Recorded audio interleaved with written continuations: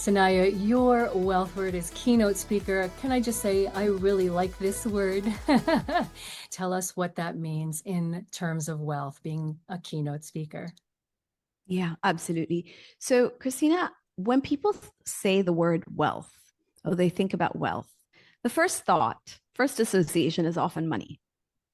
But to me, wealth is something that we should be thinking about in all aspects of our life: wealth of knowledge, wealth of love, wealth of community, wealth of experiences and opportunity. And so I do believe that one of the things we are here to do in our lives is to, realize our full potential in every aspect of our life that we can, in every aspect we choose to address or to devote ourselves to.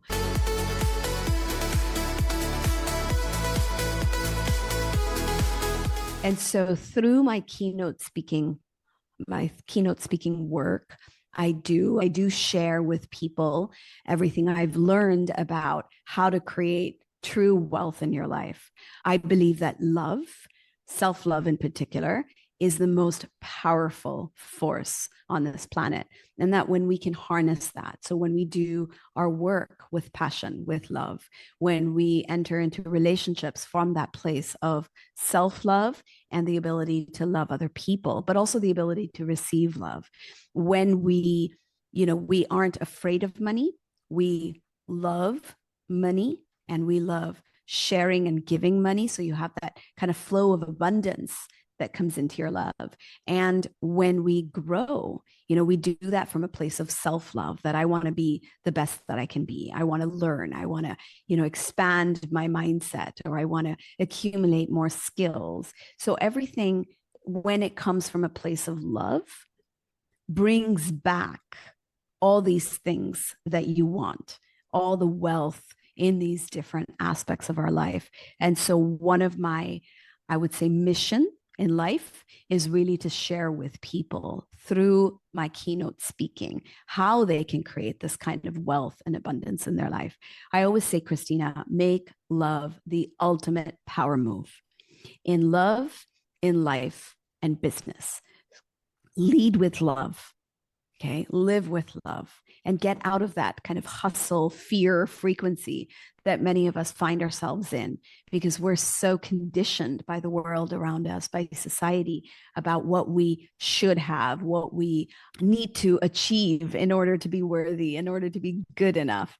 And so really what I feel very driven to do is to help people see this different perspective, that it doesn't have to be about, pushing yourself, fear, or feeling like you need to meet other people's expectations, that instead, going within, doing things from that place of self-love will completely change how you live your life. And I think will completely upgrade your life and take you to that next level. Well, and I love it. The list that you had right there is the beauty of the intangibility of wealth. Thinking of love and education, loving yourself, that you want to educate yourself more. And it can be through books, it can be on the internet, it can be through stories of other people. Yes. Love through Yes. community, loving your community, meeting people. Not only are you taking care of them, but they take care of you. Yes. There's so many beautiful ways that you can love through that becomes such a wealth. How has sharing your message impacted your life?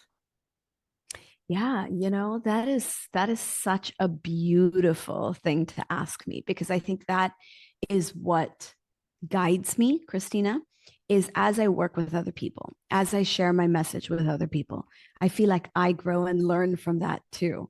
I mean, this happens to me all the time, where I might be speaking to people and it's just coming from, my heart. It's coming from this kind of sense of just letting things flow out of me. But part of me listens and says, "Oh, that's so true. That's right, and it's almost like as I'm speaking, I'm learning, I'm experiencing what I'm sharing with people. And I think that enriches my life even more, is not only am I helping other people, but that I am growing as a person as I'm doing that I am, in many cases also living that which I'm sharing with other people. So I think that is my biggest motivation. Well, and you've had such an amazing opportunity. You've been on CNN Philippines. You have an upcoming TEDx talk. What Mm-hmm. was it? Two, Oh, two talks. fantastic. Yeah. So what was Yeah. the turning point for you from the coaching to now speaking? When did that happen and what was the impetus? Why did it happen? Yeah, the funny thing is I've been speaking for 15 years. I've been doing the speaking aspect. Like when I started my well-being center in Dubai, how I started was I started sharing. I would do awareness talks. And then when I started teaching, I was always speaking and sharing stories. That's how I teach. And opportunities came to be interviewed on different platforms, whether that's CNN, whether that's on bigger stages. So this was happening, and I never thought the whole time that I'm a speaker. I just thought it was something I did as part of the work I did. I never took on that identity of speaker until one day I reflected back and I said, well, if there's one aspect of my work that comes very naturally, comes from this place of just freedom and purpose and passion. It just feels like when I'm speaking, it's like time stops. And, this is something I clearly just love to do. And I realized, well, then I'm a speaker. If that's what I love to do, then I'm a speaker. And so I went on this little journey to then take on this, keynote speaking identity. It started with, what are the topics I'm passionate about? What do I actually want to share with people? And I started to structure what I was doing. And before I knew it, I was completely in that identity of keynote speaking.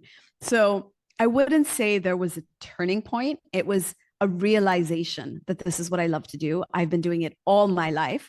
And all I needed to do was really step into the identity, embrace it, and to now, in a more professional way, start to keynote speak. And that's really the leap I had to make, is from doing it very naturally, very organically, to actually, doing it in a more professional way and starting to get myself booked. That was the shift that I had to make. And everybody loves a great speaker. And I know already just from this short conversation that we're having now and our previous conversations that you have a beautiful way of speaking that is very, very impactful. And you speak from a place of love. You could just feel it and you could see it as you're talking. How do you Thank see you. your audiences, like when you're doing it in person, transform through the stories that you're telling? Yeah. So this has happened over and over again where I'm sharing a story and there's this aha moment in people's eyes. You can just see it. It happens in healing sessions with clients, it happens in my coaching work, it happens when I speak, is when I share something that people resonate with, that they relate to. They see themselves in that experience that I'm sharing. And as I explain the realization for me, or the learning, the growth, they start to see the possibility for themselves.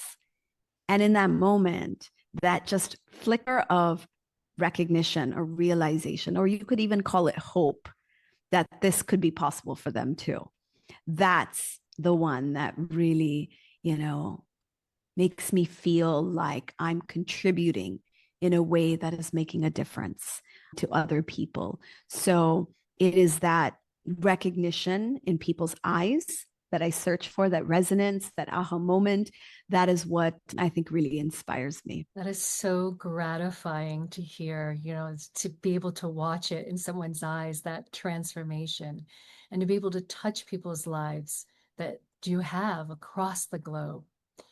Yeah. Now, when I think about Keynote, I think of somebody also who is empowering others through their story, not just a moment of, I want to be on stage to be on stage, but to be something better and something bigger to give the gift.